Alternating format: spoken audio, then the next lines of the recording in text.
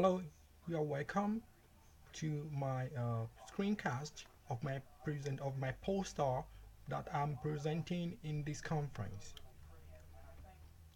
You must have seen this poster and you must have really want to know more about what the poster is all about. The title of the poster reads Development of Continuous Tubular Electrosynthesis Method for Cellulolytic Magnetic Nanobiocatalyst Production. There are couples of important detail to note here is the uh, continuous tubular electrosynthesis. The continuous tubular electrosynthesis in this case is referring to a tube that the nanoparticles are being synthesized. So, and we want to make sure it is a continuous process in order to minimize cost. And we also have cellulolytic magnetic nanobiocatalyst uh, is a construct where we have enzyme, cellulose enzyme that are immobilized in a on the nanomagnetic uh, particles, and these will serve as the nanobiocatalyst. The summary section highlights a general overview of what I will be presenting.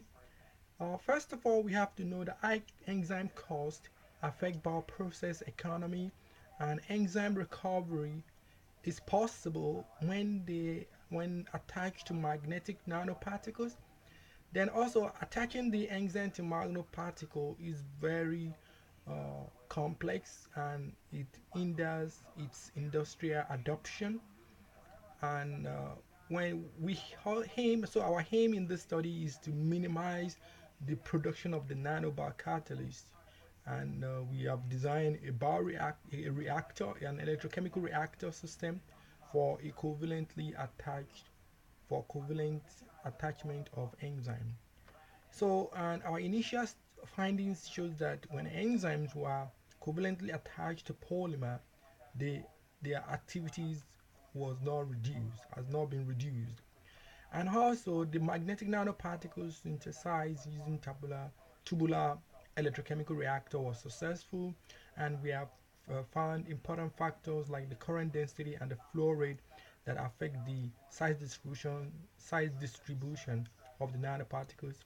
And the continuous nanoparticles electrosynthesis promises scalability, controllability, and cost of reaction. So our method involves a look at this pathway will give us an overview of what we are talking about. So in the first stage, we have the enzymes, the polymer, meant to react together to form polymer enzyme conjugate, and this is what has been tested. We've done this stage, and the second phase is taking the ion 3 and ion 2 ions, making them to react together in the solution. This is where we use the tubular electrochemical reactor, and we have magnetic nanoparticles that are formed. This is the picture of it, which I will talk more about it.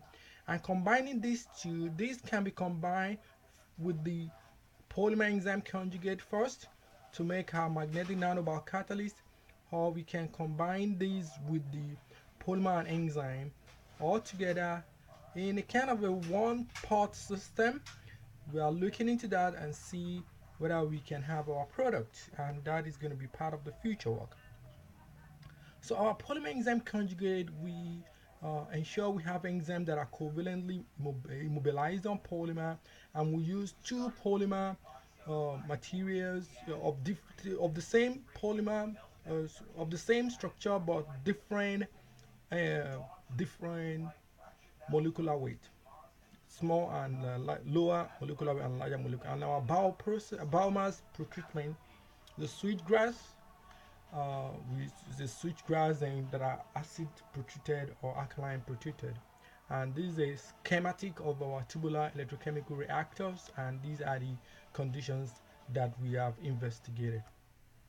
So in the attach enzyme was used to hydrolyze biomass, and we found out that the activities of attach enzyme and unattached enzymes are similar, and the polymer chain length does not affect the enzyme activity, There wasn't any hindrance of enzyme activity from the polymer attached because the polymer is quite flexible and allowed the movement of the enzyme. There wasn't any restriction of the movement of the enzymes, so to say, and this does not affect the activities. And the dilute acid production biomass yield very high hydrolysis yields, which makes sense because we have the xylem structure have been the hemicellulose has been removed in acidic pretreated, unlike the um, alkaline pretreated materials which still have hemicellulose, and these will hinder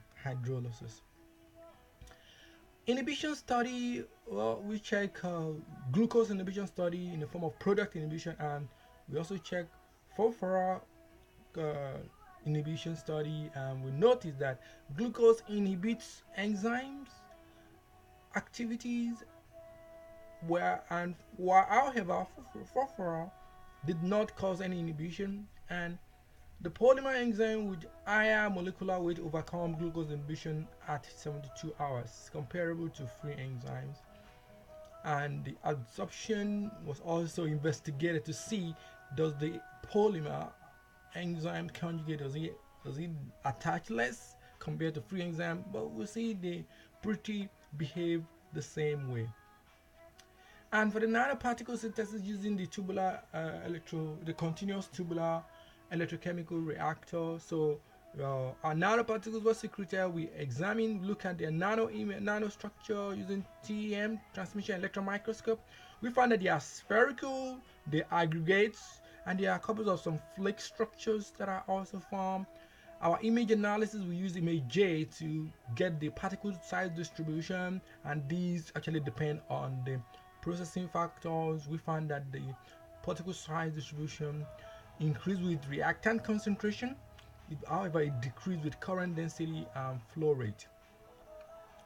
Now the FT analysis of 3 of the extremes were checked, and we found that they have similar functional groups, and therefore our reaction condition does not lead to formation of a new functional groups that wasn't expected of the higher nanoparticles.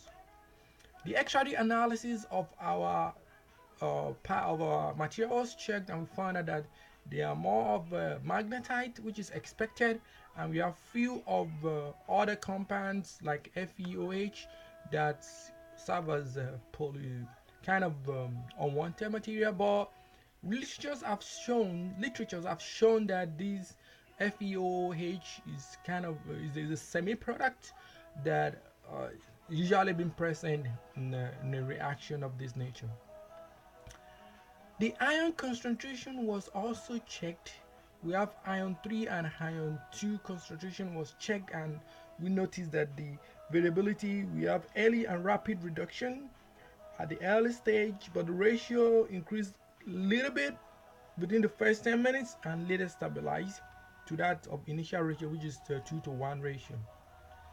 Productivity modeling was also checked using phase center composite design phase center composite design FCCD in the response surface methodology using the design expert, and we find that the productivity depends on time and current density.